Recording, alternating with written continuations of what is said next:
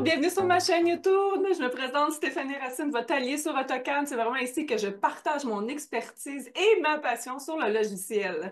Sans plus tarder, je t'invite à aller visiter ma page web au stéphanie-cadessert.com. C'est vraiment là que tu vas y découvrir mon univers, littéralement, autant au niveau des plans qu'au niveau de mes formations et outils pour optimiser ta méthode de travail sur le logiciel.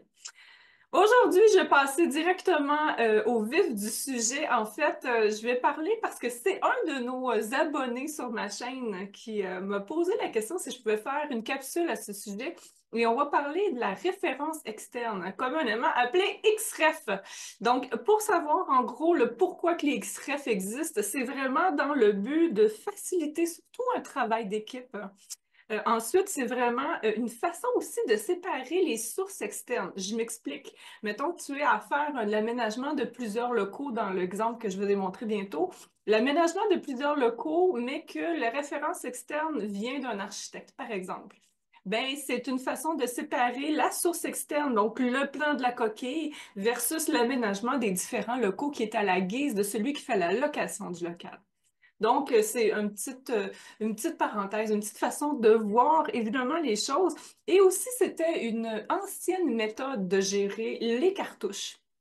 Parce que quand on parle d'une cartouche pour la mise en page et tout ça, souvent, tu vas y avoir différents éléments qui se retrouvent d'une mise en page à l'autre. Anciennement, ça fonctionne. Il y a encore plusieurs entreprises qui fonctionnent en ce sens. Euh, C'était plus facile d'ouvrir le cartouche, de les modifier, les éléments qui étaient communs à chaque mise en page. Puis on pouvait des fois avoir un cahier de plan d'environ une trentaine de pages. Mais aujourd'hui, on peut fonctionner plus facilement avec les champs. On peut changer différemment la façon de créer son bloc pour avoir exactement la même chose, mais ne pas avoir de lien externe. Parce que oui, il y a des avantages. Oui, on peut être toujours à l'affût de du plan qui est en mise à jour. Parce que vous allez le voir, je vais vous démontrer tantôt. Dès que tu fais une modification sur le plan maître qui est lié à ton plan d'aménagement, donc le X-ray vers ton aménagement, il va y avoir une bulle ou un logo sur ton chemin, sur le titre de ton dessin en XREF qui va dire, oh, t'as peu, faut que tu reload parce qu'il y a eu des modifications. Fait que quand on travaille, mettons, en équipe, il y en a un qui travaille sur le fond de plan et l'autre travaille sur les aménagements, ben c'est facile de dire, écoute, j'ai fait une modification, il y a un petit pop-up qui se crée et automatiquement, on sait qu'une modification a été faite. C'est plus facile d'aller par la suite gérer les différentes informations quand on est en aménagement versus le plan de fond qui est l'XREF.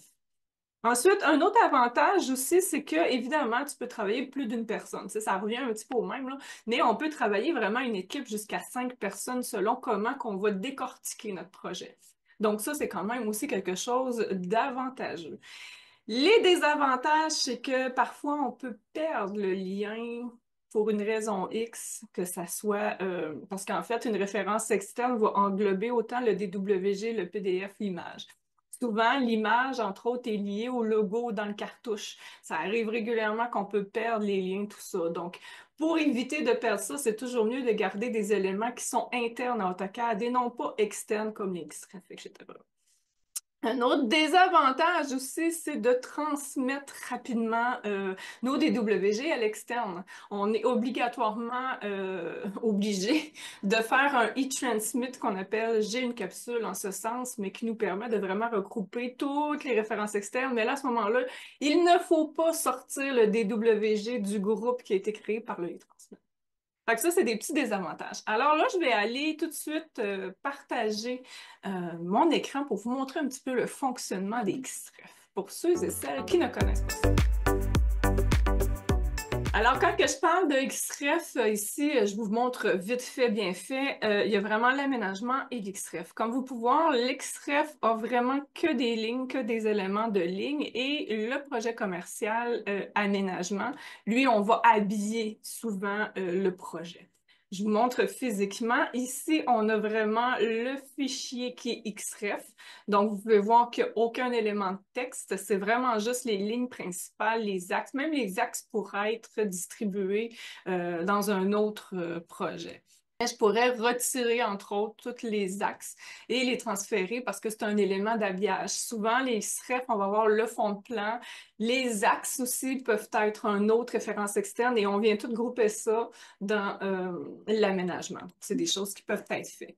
Si je viens ici au niveau de l'aménagement, vous pouvez voir que quand on sélectionne le projet, quand on sélectionne la référence, donc l'élément de référence, on le voit tout de suite, autant dans les propriétés, là, ça c'est ma Quick Properties, mais c'est exactement la même chose. Il nous identifie que c'est une référence externe. On peut également, sans rien toucher, valider juste ici en bas à droite. Vous allez voir qu'il y a un petit logo ici qui nous mentionne que à ta peu, tu as du management de XREF à faire. Puis là, on voit comme une espèce de petit logo, un petit triangle. Pour accéder à la palette d'outils pour faire une modification, une insertion ou autre sur une référence externe, on peut soit inscrire au clavier XREF ou venir ici dans la barre des menus à Tools, Palette, et il est juste ici, référence externe. Donc moi, bon, je viens d'éteindre le mien, je vais le redemander. Comme tu peux voir, ici, j'ai la petite alerte qui me dit « Ah, t'as peu, il y a quelque chose qui ne fonctionne pas. » Et ici, tu peux voir qu'il y a un petit logo de 2 flèches qui tournent qui demande un refresh.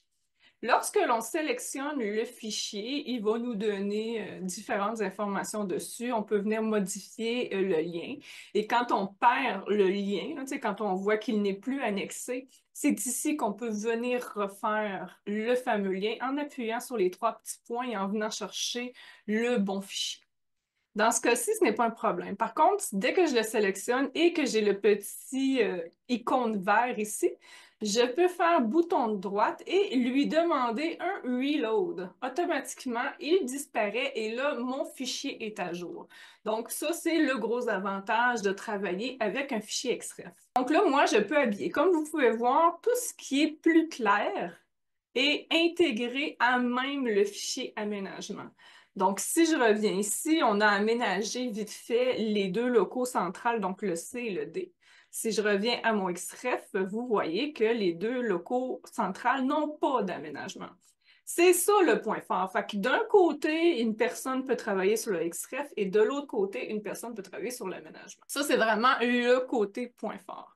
Donc, dès que moi, je vais faire une modification, là, je vais faire n'importe quoi, on s'entend, là, je vais le mettre ici pour être sûr qu'on le voit.